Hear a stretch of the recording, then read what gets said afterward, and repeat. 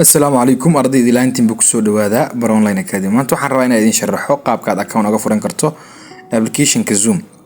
marka hore waxaad gelaysaa App Store Play Store ka adigu marka isticmaasho waxaad la soo degaysaa app kan ay ku qoran tahay Zoom One Platform to Connect marka la soo degto ka bacdi si aad account u furato waa inaad ku dhufataa halka ay ku qoran tahay Sign Up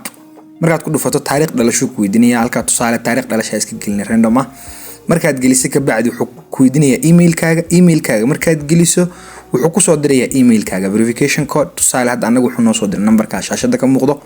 numberka waa soo qaadanaysaa marka soo qaadata ka bacdi application-ka oo aad markaa xirin ee Zoom ayaa dib ugu soo laabanaysaa waxaad gelinaysaa code-kii uu ku soo diray halkan adoo ku qorayo tusaale anagu wuxuu noo soo diray 785388 halka waa ku qornay kadibna continue waa leenahay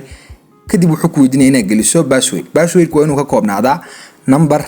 calaamad iyo waliba xarfo waaweyn oo kale tusaale kaas ku qori doona aad tixraaci karto sidaas oo kale u sameeyso markaad geliso ka bacdi code-kaaga halka continue baa leedahay markaad continue dhahdo already account-ka waa u sameeyay hadda rabto magaca sare waa iska bedeli kartaa magaca doonta ku qoran kartaa marka inta sameeyso waa u sameeysmay account-kaagi continue baa leenahay get start baa leenahay account-ka already waa diyaar wixii inta ka dambeeya haddaba haddaad rabto inaad ku soo biirto xiisadda si ay ugu soo biiri kartaan waxaan idin la wadaagi doonaa WhatsApp link oo aan ku soo diri doono groupka ardayda tusaale hadda link hore u soo dirna aan fiirino